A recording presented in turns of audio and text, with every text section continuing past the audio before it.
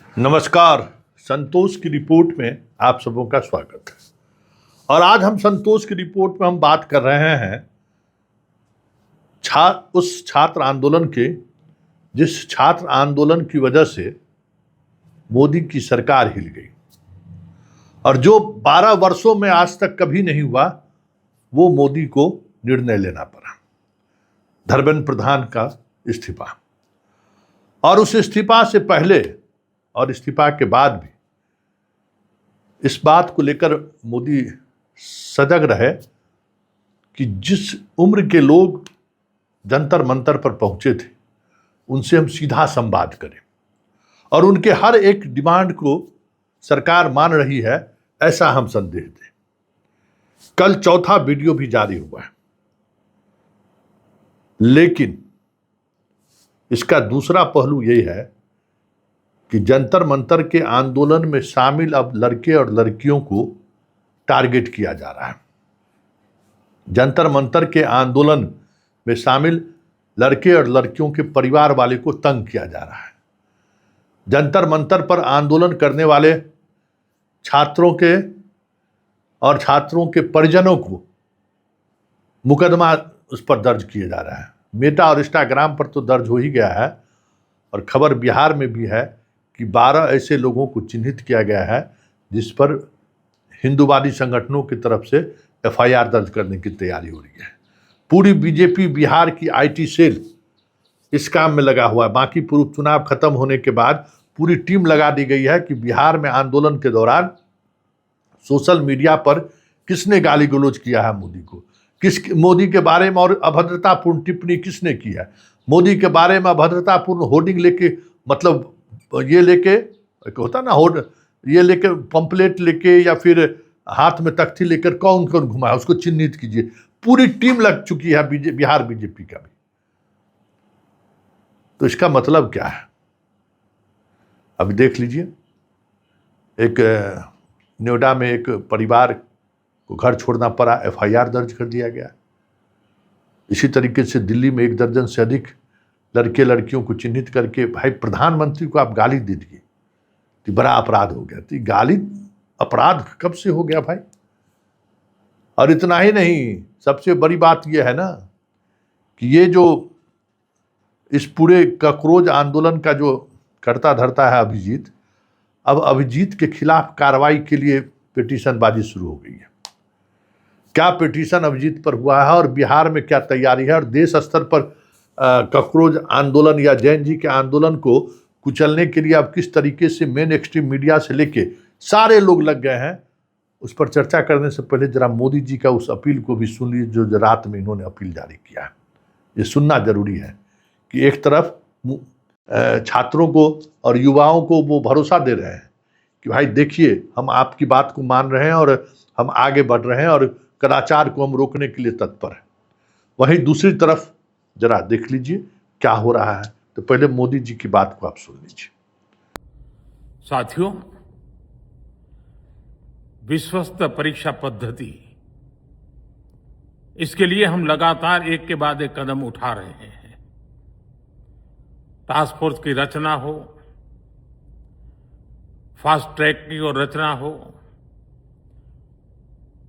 राज्यों के सुझावों को ध्यान में लेना हो, क्योंकि पिछले कई दशकों से हर राज्य और केंद्र सरकार इस प्रकार की पेपर लीक की परेशानी झेल रहा है। बच्चों के भविष्य को भी इसके कारण संकट पैदा हो रहा है।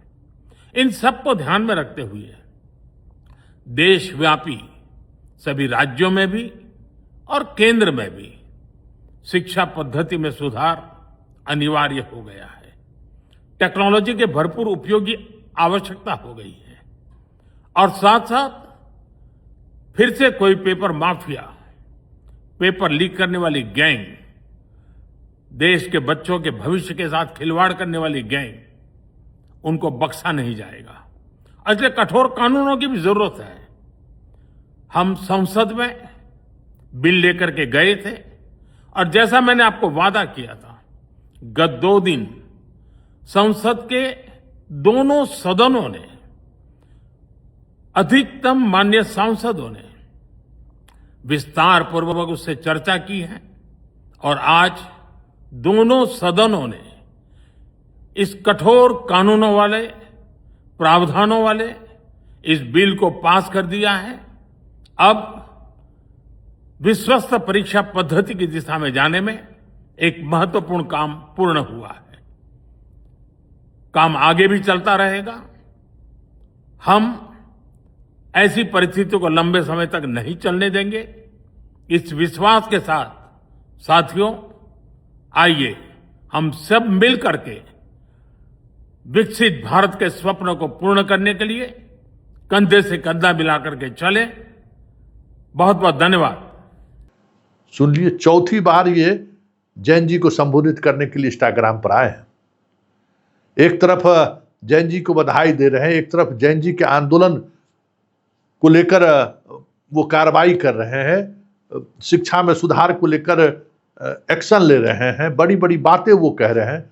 दूसरी तरफ जरा इस खबर को देखिए कि किस तरीके से नोएडा में एफआईआर दर्ज हुआ है, किस तरीके से दिल्ली में एफआईआर दर्ज हुआ है, तरीके से इस आंदोलन के जो अभिजीत हैं उनके बारे में कहा गया है कि उनके पिताजी जूनियर इंजीनियर हैं। तो आखिर बेटा अमेरिका पढ़ने के लिए कैसे चला गया? अब इसका जवाब दीजिए। परिवार को पैसा कहाँ से आया? उसके बाद दिल्ली में जो घायल हुए पुलिस वाले, उनके परिवार को मेन मीडिया वाले बैठा के उसका प्रेस कॉन्फ्रेंस करा रहे हैं, राहुल गांधी से सवाल कर रहे हैं।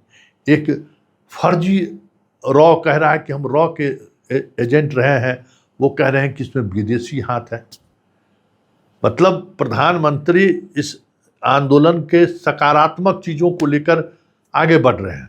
प्रधानमंत्री ये दिखाने की कोशिश कर रहे हैं कि हम युवाओं के उस आंदोलन को गंभीरता से लिए। दूसरी तरफ दंडात्मक कार्रवाई भी चल रही है। दिल्ली पुलिस की कार्रवाई की खबर आ ही रही है।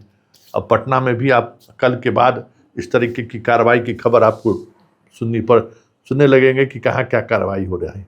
ऐसे में ये सवाल उठना लाजमी है कि आखिर बीजेपी के आईटी सेल या उसके जो अंधभक्त लोग हैं चाहते क्या है? नेहरू को लेकर जो उनकी बयानबाजी है, गाली गलौज है, क्या उस पर भी लोग केस कर दिए? अरे नेताओं पर टीका टिप्पणी होता ही रहता है और जब प्रोटेस्ट होता है तो फिर बात आगे बढ़ जाती है। किसी ने ठीक ही कहा, अनुपम खेर सवाल कर रहे थे कि भाई कोई अपने बाप भाई के सामने में बहनचोद गाली दे सकता है क्या? उसी मंच पर उनको कहा गया कि प्रधानमंत्री हमारे बाप माँ थोड़े, उनको तो वोट दे कम चुने हैं ना, है? उनको ने हम देंगे तो किसको देंगे? नहीं खड़े उतरेंगे, जो वादा किए हैं तो सवाल करेंगे ना भाई। गाड़ी को हम जस्टिफाई नहीं कर रहे हैं, लेकिन वो बाप माँ के सामने क्यों देंगे भाई? बाप माँ को मोदी के वोट से थोड़ी चुने हैं बाप माँ को।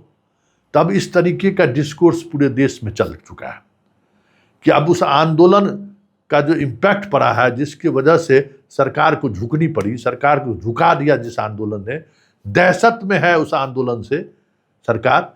अब पूरे उस आंदोलन को डिस्क्रेडिट करने के लिए या उस आंदोलन में अपराधियों की शामिल होने की बात सुप्रीम कोर्ट भी कह रहा है, दिल्ली पुलिस भी कह रही है कि 2000 अपराधी इसमें शामिल हुए हैं। अपराधी का क्या मतलब है? आपराधिक मुकदमा दर्ज हो गया तो अपराधी पुलिस मान लेती है क्या? जब तक कोर्ट की सजा नहीं हुई है तब तो 40% से अधिक सांसद पर आपराधिक मामला दर्ज है। यह भी सवाल उठा है कि भाई अगर आपराधिक मामले की वजह से अगर ये बातें हो रही हैं, उनको हम रिलीफ नहीं देंगे तो 40% सांसद पर भी आपराधिक मामला दर्ज है, तो क्यों उनको टिकट दिया गया? क्यों वो चुनाव लड़े? तो इस तरीके से काउंटर अटैक भी हो रहा है।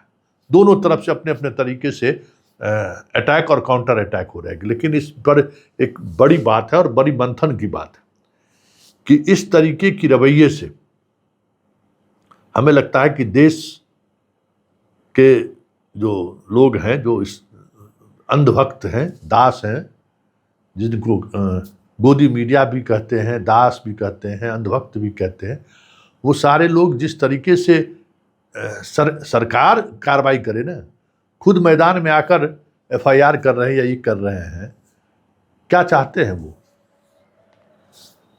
क्या चाहते हैं? प्रधानमंत्री मतलब भगवान।